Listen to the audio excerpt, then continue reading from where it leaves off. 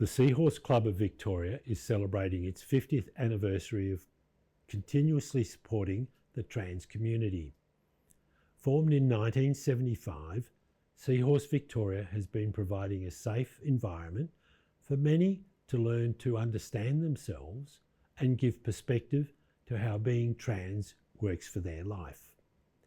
In this special presentation, Life and Foundation member Julie Peters, Life members Sally Goldner AM, Brenda Appleton OAM, Jayne Monroe and me, Greer McGearey, each reflect on what Seahorse has meant to them. With me is Julie Peters, Life member and founding member of Seahorse Victoria. What was the thing that prompted you to finally seek peer support? Yeah, through my teens, I was feeling quite lonely, and I gradually started to understand that there might be other trans people out there. And probably the first real connection I had was a magazine called Forum. And in Forum, there was an article about Seahorse, which was in those days Seahorse Australia, because this was 1974 before Seahorse Victoria was really, the thing. And I, I became a member. I found the article.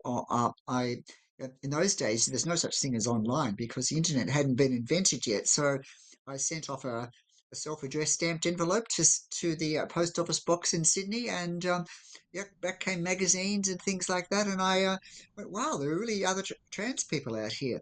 Now it was awkward at first because it was, all just a magazine and nobody in Victoria. But gradually, after a while, Robin Payne contacted me, and she was, probably the most active member of Seahorse Australia in Victoria. And eventually, she said, Let's get together for a meeting." And we and so from that point of view, I actually got to the very first meeting of what eventually became Seahorse Victoria. What was it like meeting Robin and others for the very first time? It was a bit nerve-wracking, actually. Meeting people for the first time because I, um, I knew that there were trans people out there, but I just didn't know if they were really anything like me. But it turned out some of them were, and I got on really well with Robin and Angelina, who was at that first meeting. There was probably only about 8 people, I would guess, at that first meeting, and I was by far the youngest, which. And I went, well, okay, well, it's good that there are older trans people around because that means I've got a future. So, you've now met up with these people and realise that there is a future. So, what benefits of belonging to Seahorse may, developed you as a person? Belonging to Seahorse was just a way of really trying to find the authentic me because I found most of the world was telling me that I shouldn't really exist, and but then realizing that there are intelligent people who were had their act together, who you know were dealing with um, transness in different ways. Some were, married and had, children and were very much part-time. Some were living full-time as women and, had jobs, like proper jobs. And and I went, well, there's so many opportunities here. So for me, it was about finding my way of being myself.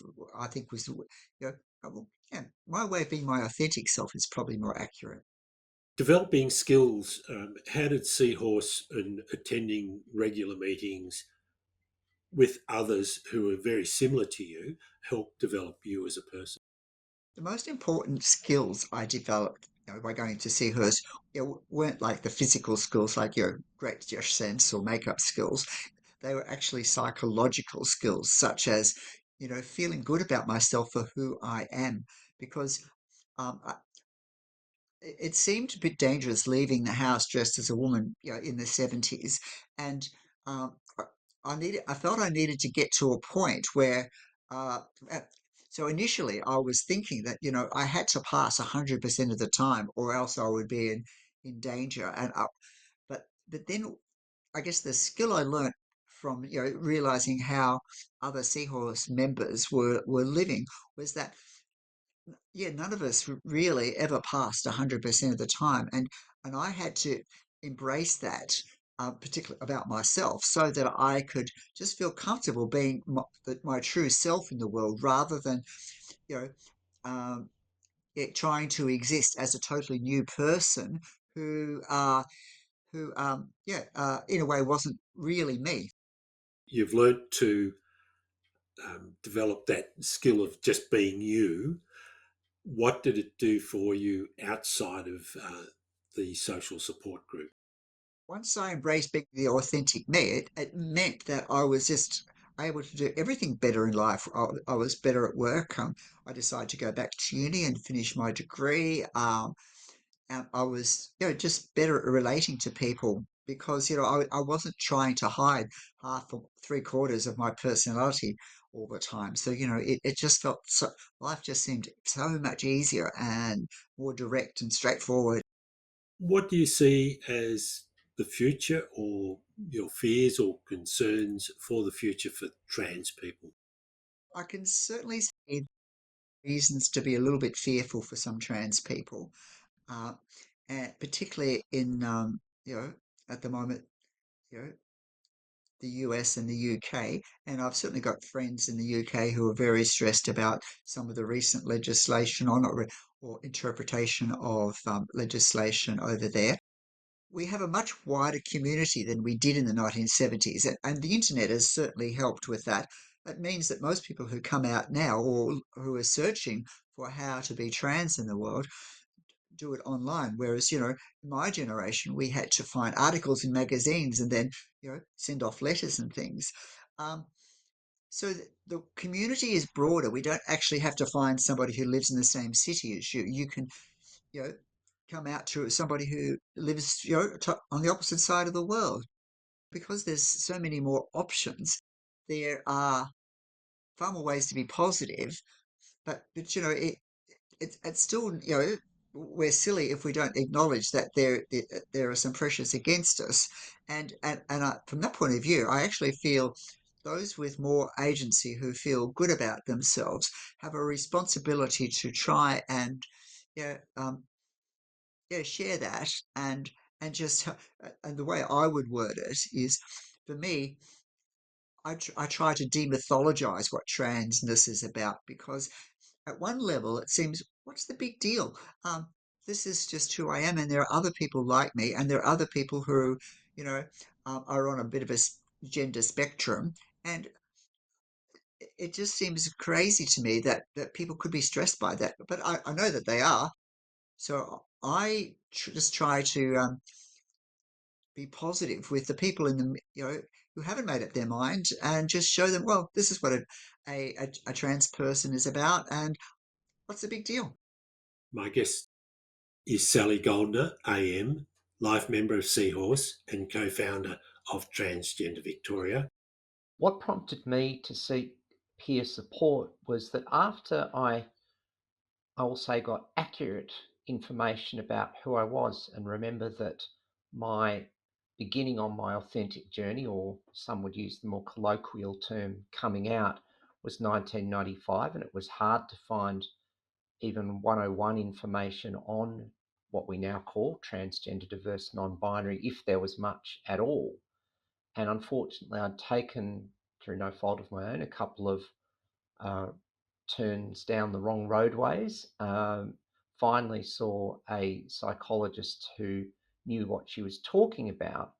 And this was after, of course, for many years I was aware of something about myself, but in this 1995, largely pre-internet era, there was no information to type into a search engine. For that matter, there were no search engines either.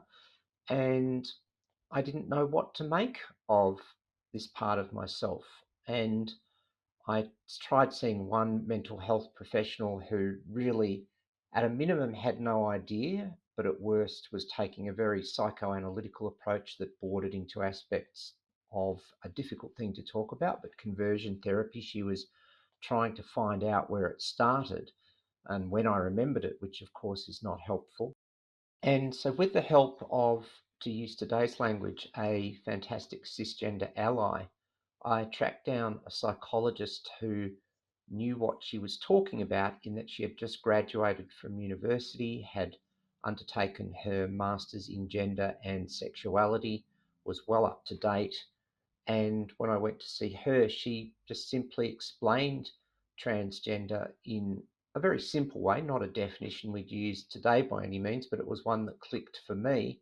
And in turn, it was she who referred me on to Seahorse, and I sent off my application, and from there was duly admitted, and then in June 1995 turned up for my first meeting, which was a wonderful experience, and I felt like I was on my way and onto the right path at last, which was fantastic. At that first meeting of Seahorse, when you walked into the room, what was your first real feeling? I went to the first meeting with my cisgender ally and friend, and I'd be honest enough to say that maybe I wouldn't have made it without that person. But I walked in, and there were understandably some degree of nerves or anxiety, if we want to call it that. But there was also a feeling of, oh, I'm at home. Here are some people like me. And normally I'm a very, except, at that point in my life, I was a highly reserved person, which it's possible a lot of trans and gender diverse people were then, and maybe still are, when we've had to hide a secret for so long. But I opened up and felt very, very comfortable in a social setting, which was not something that I had often felt. And I began talking to just lots of people and hearing stories, and felt very much at home. And the night went all too quickly. So I think that was a good sign that I knew finally I was in the right place, and that Seahorse was, with hindsight, of course, Seahorse was helping me get on my way to a better life in terms of my gender identity and expression. And I think to a fair extent as a whole person, which was really good as well. One of the obvious things with attending Seahorse is the overall development of you as a person. That you just touched on that. So that overall development of you as a person, and what did it encourage you to go on and do? Seahorse was great in so many ways in developing me as the whole person, and that's the critical words, including gender identity. So I'll start with that reasonably obvious base of gender identity first. From 1995 to 1998, so a period of around 2.5, heading up to 3 years, I identified, to use the words of the time, as a cross-dresser, occasionally going out identifying as a woman, but not making any permanent, or you might say significant, changes, most of the time with the obvious emphasis on work and family of origin. I was still identifying as a man because I honestly thought that's where I was meant to be. I'd sort of found, we'll say, my balance point at that time. But by 1998, as I was going out more frequently as a woman, I began to realise that's, who I truly was. And it was credit to Pride March in 1998, which was my first one. And I met up with another trans woman who I only met that one time, and we sat down at Catani Gardens at the end. I think we must have talked for an hour and a half or something. I've never seen her since, although I don't know where she is now. And it just made sense that I needed to be myself. And so that foundation was coming through very, very solidly. The second thing that happened was I'd been looking for somewhere to volunteer to round out my life, and I'd looked at various causes. And once I came out, I realised that Seahorse was a nice place to be, because there were vacancies on the committee. And one of the things that happens, I think, in a lot of small community groups, that this post they often have trouble filling, or filling with appropriate skills, is treasurer. And I naturally fitted in there and was able to offer my financial background as an accountant to keep an eye on the finances and give monthly reports, rather than the mad scramble to get the books together at annual general meeting time. And yet, obviously, I was interested in more than that, because for the obvious reasons, being who I was, genuinely cared about the cause, and tried and was beginning to see that more was needed. That in turn led to being a part pretty early on in Transgender Victoria as a founding member, but even some of the community meetings that led up to that and some of the development of it progressed my involvement in advocacy and later diversity education further. So those things broadened my skills and also um, for a long time were the mainstay of my income and still to some extent are. So there was all that, those areas of growth, but then there was just growth in confidence and self-esteem and inner peace and authenticity as a whole person. It was like opening this door to being myself in terms of my gender identity, helped me discover my sexual and romantic orientation, to use my labels as bi/pan, neurodivergence, but also just growth as a person and getting rid of limiting beliefs. It was like I made this decision from deep in my soul to be authentic. It wasn't a decision, it was just accepting myself for who I was once I was able to do that with more information. And the the ball kept rolling. And so Seahorse, there was a great part in that, to get that confidence, to meet other people, to learn about clothing styles that worked for you as a person, to go out to, as it was then, safe places like Commercial Road, and then keep venturing further, so to speak. So Seahorse did a lot. It was a great point in that way, and I think is for a lot of people. But I'd also add, just beyond my experience for a second, I think Seahorse is vital in that for some people it's their only safe space to be themselves. So Seahorse does so much for lots of people by helping them, just give them that little bit of warmth and authenticity. But it's certainly been a start of a beautiful ball rolling down the hill, so to speak, for me. I think you're quite right about it is a lot of people's experience with being at Seahorse. And that leads then to, what do you see, what sort of support do you see for trans in the future? We are going to continue to need support for trans of all ages and the full, we'll say, transgender, diverse, non-binary kaleidoscope. Going back to the 90s, there wasn't a lot of talk about beyond the binary, whether non-binary, agender, and it's not so much about the label. It was just there was F to M and M to F, and you went all in inverted commas all the way from one to the other, and never the twain shall meet. And we've seen over time that sense of a gender kaleidoscope, if you like. And I think there's still those issues there. Unfortunately, the research that I'm aware of shows that non-binary people can face even more challenges than binary trans men and trans women. And in a society that's just set up on that binary, that's a fair thing. It's impossible at this time to ignore what is happening in the world and in places. The obvious straw case examples are the USA and the UK. However, I think at the time we're having this conversation, where we've just had the federal election, I think without obviously totally totally acknowledging the issues that our family, so to speak, in America and the UK are facing, there obviously has to be some relief here in Australia that the Australian national election result, I think, will have kicked the more right-wing types in the lower abdomen, to put it politely. And I think that will take a little bit of stress off us here, and it might put us in a stronger position. And in an ideal world, we might be able to do what people in countries like the US and the UK, but of course many other countries, need. But I think that we know of all the research points to all the disparities in mental health and other issues, housing. Well, we don't have to really go through it all.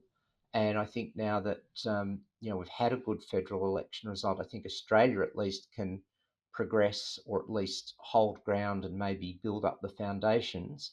But obviously, there's going to be need for trans support in all sorts of ways for a long time. But I suppose the thing that I'd just like to put a personal or more subjective note is I think that certainly, obviously, we need to support our trans young people, but I think the middle and senior cohorts also need to be looked at carefully for their unique needs. I think that the senior cohort, one of the things I'm finding for trans, and for that matter, I'll say in relation to sexual and orientation and gender identity, is that there's sort of buried stuff as a person that comes up later on in life. It's great that we're able to come out and be ourselves, but what are those deep beliefs? I think psychologists and psychiatrists call them schemas that perhaps might be limiting us and holding us back. And now trans people are getting to that point. That's something we need to look at, and I think that mental health services will need to be a lot more trauma informed. But even though I'm just about at the end of being in what could be called the middle cohort of age, I still don't think there's enough support for the middle cohort of trans. What are the challenges? Because lots of people are still coming out, sort of in that age bracket of roughly 30 to 60 and need that support. And I'm not sure that I've got all the answers. I'll give a plug, started a Facebook group recently called High Atop the Mast, MAST, middle and senior trans.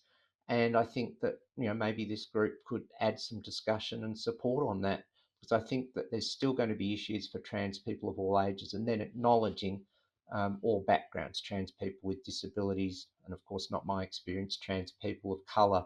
I think there's still obviously a long way to go given those disparities. So we're going to need support that really gives a form of person-centred care for each trans person, looking at their unique experiences in terms of their background, their lives and their needs, and making sure it can be flexible in a framework of just giving that support of helping trans people to get to their best life. With me is Brenda Appleton OAM, life member of Seahorse, a former member of the committee and treasurer. Brenda, what prompted you to actually seek peer support? My journey started, I guess, when I was at primary school, and I learnt at that stage that I had a horrible secret I needed to keep to myself. My father was a very macho sort, ex-army, rugby player, boxer. I guess I just could not discuss gender identity, or at that stage just identity issues at home. And so it was the start of a long journey. And I was able to go to uni, I qualified, I got married, had children, and I guess I threw myself into my work, and I hoped that that would enable me to permanently hide that underlying secret that I harboured. And as I got to my 40s, I found that was getting increasingly difficult. And after I arrived in Melbourne, it was a matter of trying to find what I could do about things. I was happily married. I had 2 grown children. I was in secure employment in a senior position for the company I was with. And the prospect of putting all of that at risk certainly delayed me doing something. But I found I couldn't ignore it any longer. So I went about on the internet trying to find more about transgender. And in that search, which I did over many years, I found Seahorse Victoria. And I realised that I couldn't continue the way that I was. I needed to do something about it. I was starting to have mental health struggles, and I was concerned to how I could connect, how I could find out more, how I could, I guess, better understand my own situation and what the options were for me. And fortunately, Seahorse Victoria popped up and became an important part of my life for many years. When you found out about Seahorse and that it was going to provide some opportunity for you, so what was the moment like when you first walked through the door and met everyone else that was at Seahorse? It was scary getting dressed, travelling there. I was being very careful in the car to ensure I didn't attract any unwanted attention. finding the place to park, getting the courage to then get out and go into this venue, Ashburton Library as it was in those days, and it wasn't easy. Eventually I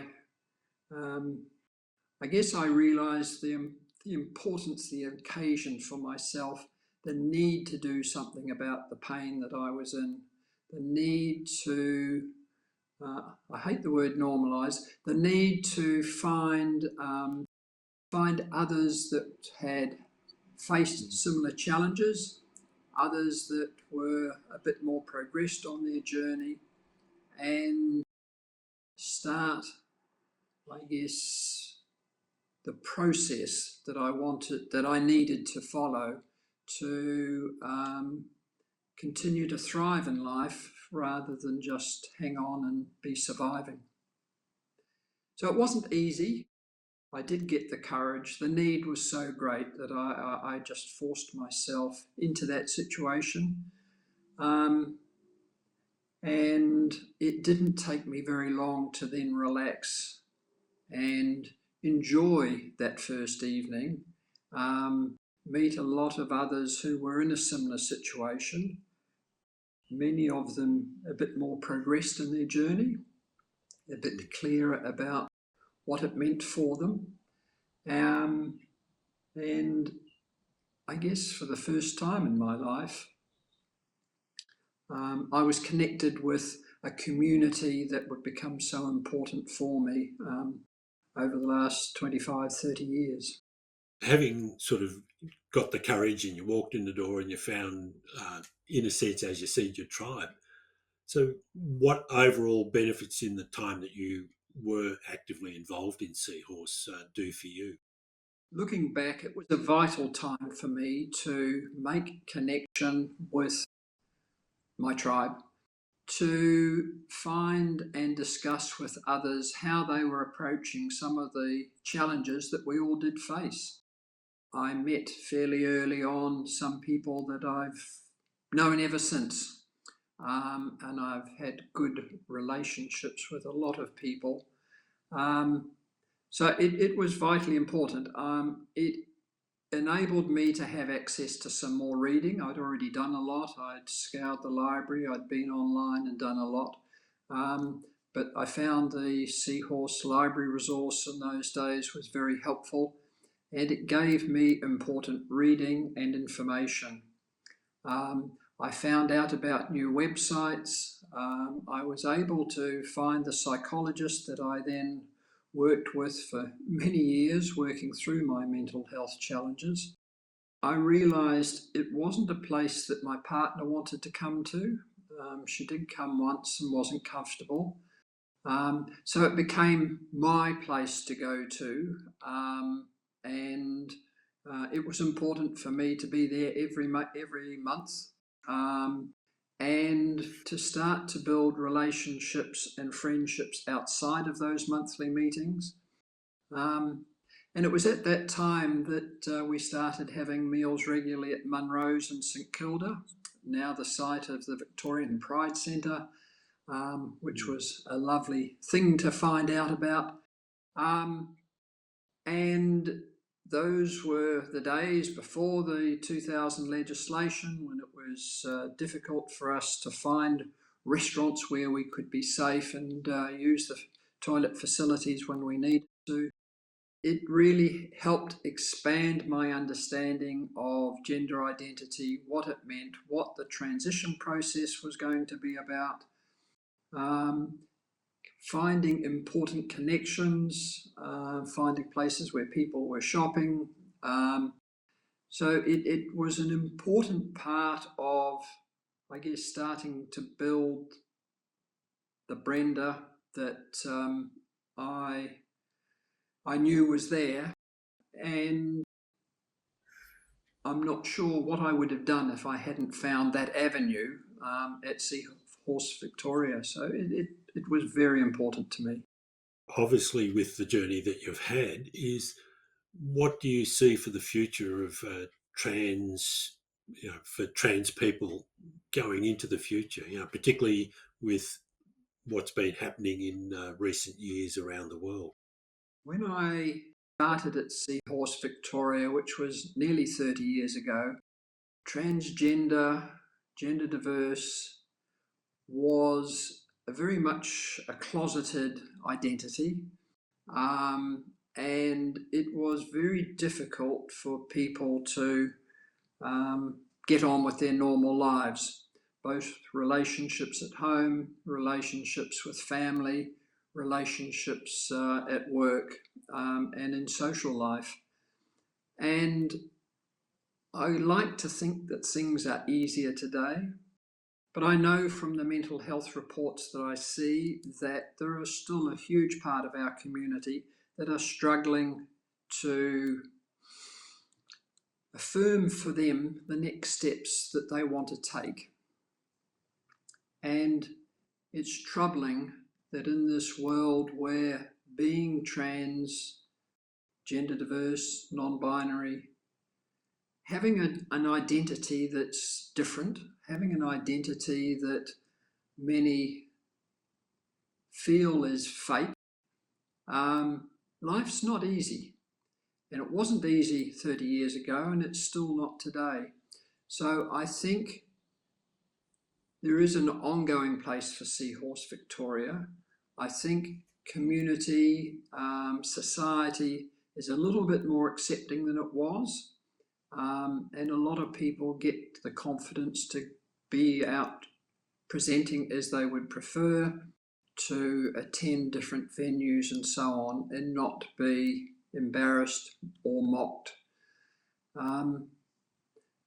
But it's a time of big decisions, it's a time of real struggles, and I think faced with many of the aspects of society today, that anxiety and concern that many of us experience for a period of time continues.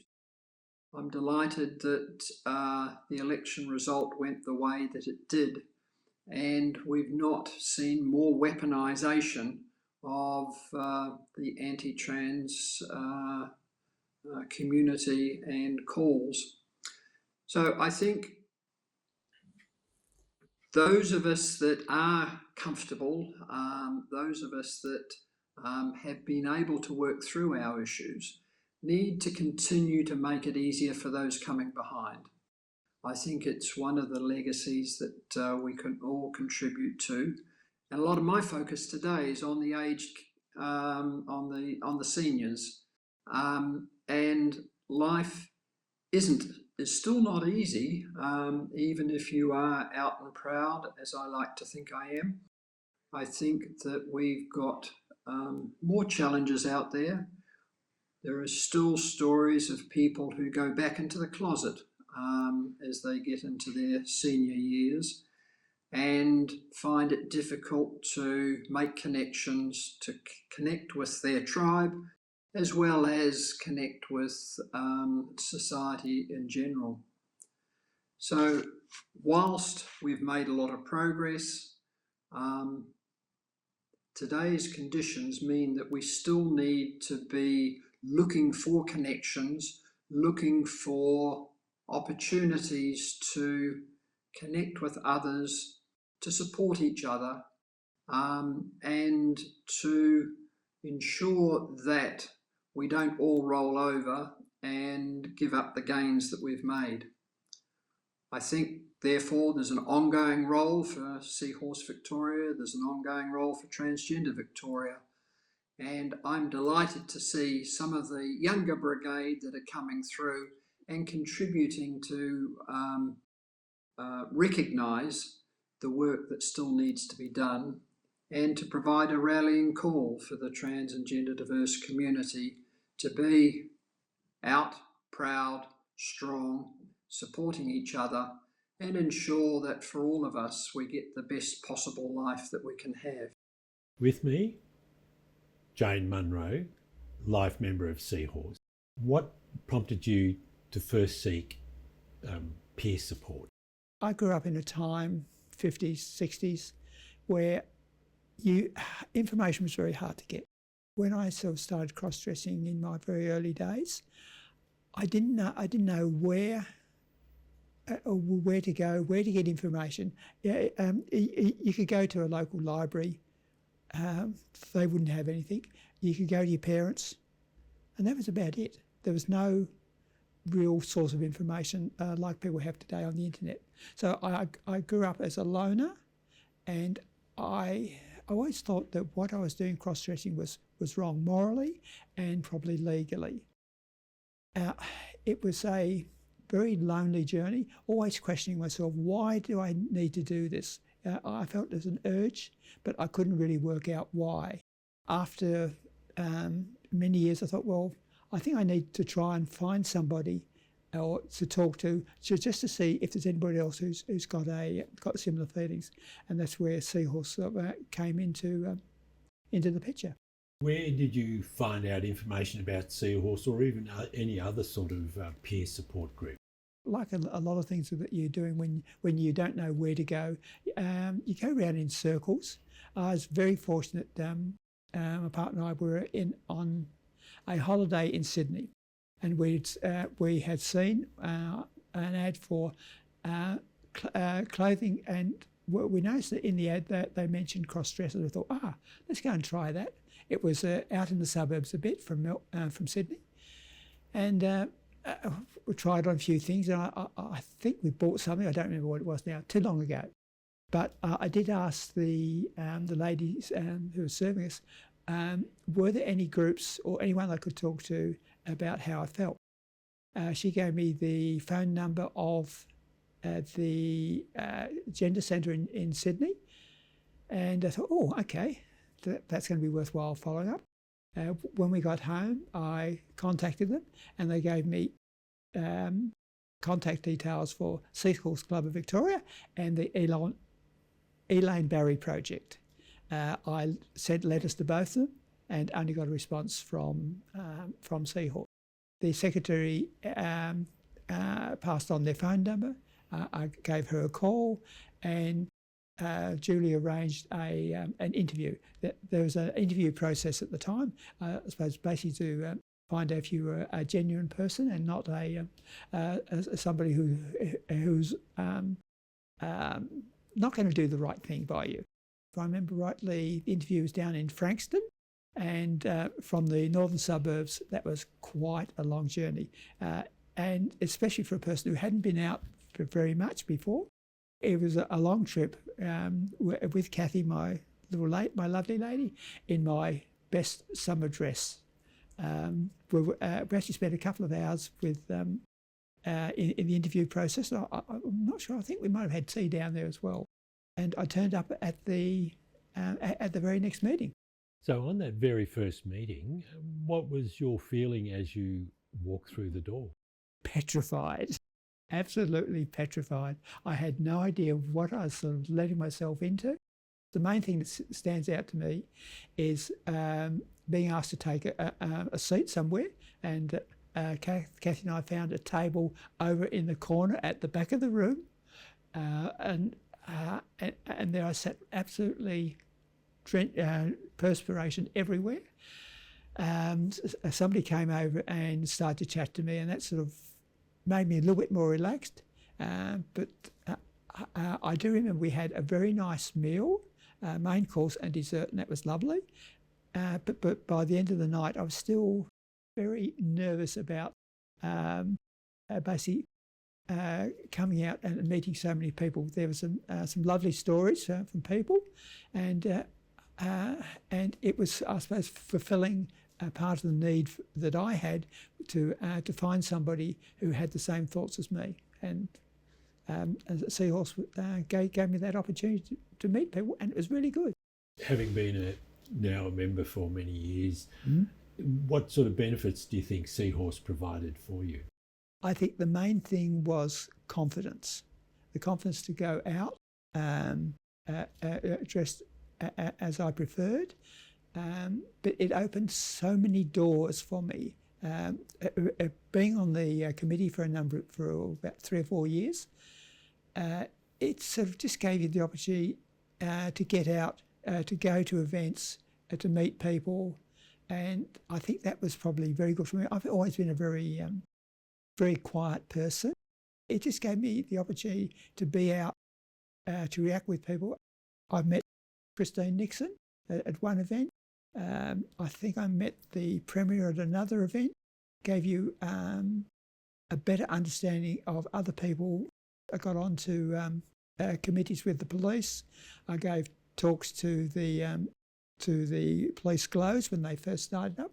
It was just just putting yourself out there and expressing the needs of what transgendered people really needed in society. But at that same time, I think I became a better talker. I was more relaxed when I met people. It's just a growing confidence, and that was the main thing that Seahorse gave me. Depression has been a very big part of my life. It's not something that you really want to go through. It's taken me down some very bad rabbit holes, basically sort of starting to ruin my life. In my first 20 years of marriage, Kath and I built 2 houses. We had 2 kids together, and that first 20 years was basically bringing up children and making sure that our relationship was on a firm footing. One night when both the kids were out, Kath and I had a very meaningful discussion about my periods of cross-dressing and how I thought that I might like to do that again. I think Kath put 2 and 2 together and worked out that I really needed support, and she suggested to me that we go shopping and buy me some clothes the following weekend. Now, that was a totally unexpected response from her, but it started us on a journey together, and I must say that my gender journey in later life has been totally with her support and encouragement. Going into the future, what do you see your hopes and concerns for trans people? In Australia, I think we've probably got it pretty good compared to a lot of other countries, especially with the political situation as it is now. It's been very kind to me in the opportunities that's given me. I couldn't see what I do now and how I'm accepted happening in other countries. We need education, a better education of the public. I think that things like the marriage debate was very bad for some, but I think it was also very good in raising people's awareness that there are trans people out there, there are gay and lesbian couples. I think a lot of the time our education system has basically neglected those parts of society. I think transgender people have it a lot easier than because there's more information around. I think there are more organisations around. It would be nice, I suppose, to see a situation where organisations like Seahorse don't need to exist, but I think they fill a very important role in society as it is at the moment. I'm Jayne Monroe, a life member of Seahorse, and with me tonight is Greer McGearey on our 50th anniversary of Seahorse. What made you seek support of others in your early days? The thing that prompted me was I was a member of Rotary, and I was the incoming president in the late 1990s. And on our changeover night, as I stood up to give my speech, and I'm there in a dinner suit, and there's about 100 people in the audience, and I had this overwhelming feeling, only if they could see me. And it wasn't me standing in a dress, but I just felt like I was standing behind my own mask, sort of a facsimile of myself. And of course, what got to that point was, for years, like many trans people that I've met over the years, I felt isolated, didn't know anyone else felt the same thing. I've known since my teenage years that I would while I was big and strong and loved my athletics, I always felt I'd like to wear a dress out in public. Not just out in public, but to give me a sense of being me. And when I left school and got a job, I met my wife, or future wife, and then we had children, and went through career and then a business, and all the time that I was going, I can overcome this, and realise that even though my partner had sort of tried to go and get me to seek help or seek a psychiatrist or a psychologist to work out how to make this fit in my life, I kept on refusing to do so. But on that occasion, as the incoming president, I just realised that I wasn't fully myself. And while it took another couple of years to go and actually seek help from peer support, that was the trigger point. How did you find out about Seahorse? I found out about Seahorse, I think from an article in the Herald newspaper in Melbourne many years earlier than when I finally joined. And it was just a small article, and it was something that sat in the back of my mind without any real sort of sense of what it was about. But I understood that it was male to female trans people, or as we refer to as trans now. Then it was cross-dressers and men who like to be identified as women. But terminology has changed since then. But I knew it sat in the background of my mind, so that when I finally was in a position to approach social support, Seahorse was always at front of mind. And then I was able to find through the social media and as it was in the early 2000s, contact for Seahorse, and I made my arrangements to speak to the secretary in person about joining. So that was what I did, but I really never sought out any other group. How did you find your first night at Seahorse?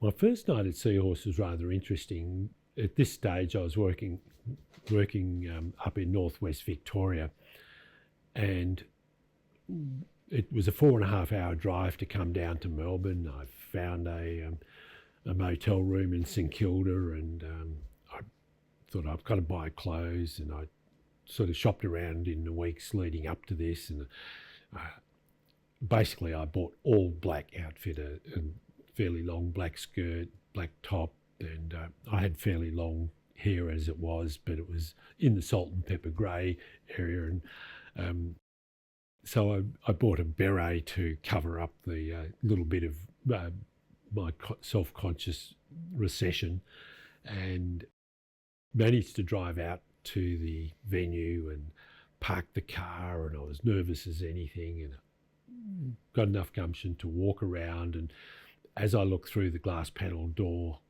my first reaction was, there's people in there as badly dressed as I am. And in some ways that was very comforting. And so I entered through the door, gave my details at the little reception desk, and some of those people I still meet today. I met another person there who in the end has been a long time friend. And the thing that I found about being at that first meeting was, I can start to identify as a way of being able to make my life work better for me. Your long-term involvement with Seahorse, how have you benefited from that? What Seahorse did for me, and it's sort of a combination of all the things that I've done in the past as well. I've been a member of service clubs like Rotary pretty well all my adult life. And when I realised after a few meetings that Seahorse in some ways was very similar, it's about a group of people who are there, one, to support themselves, but to think about supporting others, and it fitted in with how I'd sort of balanced my life up until that point. And fairly quickly, you know, like I'd been a member for maybe just over a year or year and a half when the 30th anniversary was being arranged, and I put my hand up to help out with things like behind the scenes, helping with ticketing and the like.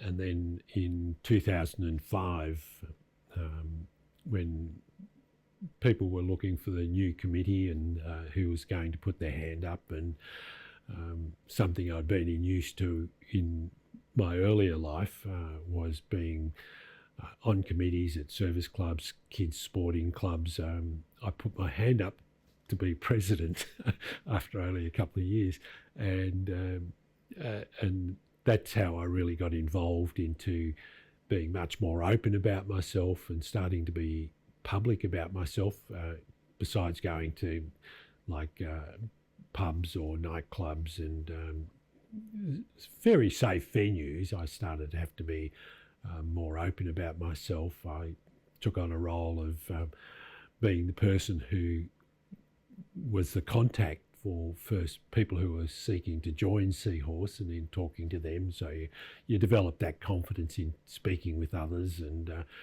presenting the way that you'd prefer to present. And then, you know, as time went on and back in, I realised this was more than just dressing once a month. I really did need to really live full time, as it were. And so I enrolled at Monash Gender Clinic as part of the development that Seahorse gave me. And it allowed me to be much more confident out in public in front of cameras and microphones and things like that, to the point that I ended up became president in 2009, and apart from a couple of years, I've been president ever since, and been very public, making very public appearances on TV through community TV, and in other community groups that I've became a member of, and learned that people accept you for the skills and talents that you may have. What do you see is the future of for trans people in Australia? The things that concern me about the future of not just trans in Australia but around the world is this push in a political sense to demonise the other, as it were, you know, to create fear of the unknown, and that in itself then generates hate about that. And by trans people are very, in a real sense, a minority in the world population, but we are visible, and having political efforts to demonise you really puts a lot of strain on individuals who need just to be treated like everyone else. And that's sort of the big concern. But one of the things in Australia, I think, and particularly in Melbourne, is that particularly since the anti-discrimination laws changed in 2000 in Victoria, the world, and Melbourne in particular, has been very open to difference, not just trans people, but all members of the alphabet community, as simply put. And we see that a variety of little groups crop up to help individuals with particular needs in the trans community. So there'll be some that specifically look after trans masculine, those who look after specifically trans feminine, and the likes of Seahorse. We've been open to all variations of trans individuals, because in the end it was about to provide that safe environment to let others sort of learn to be comfortable with themselves and to give perspective to their future. So there's a mixed bag in the future for trans people. We still need to provide that safe environment for those who are still dealing with this in a very private manner. But at the same time, in the public manner, we need that support to say, we're just human beings and we'd like to be treated with respect the same as every other human being.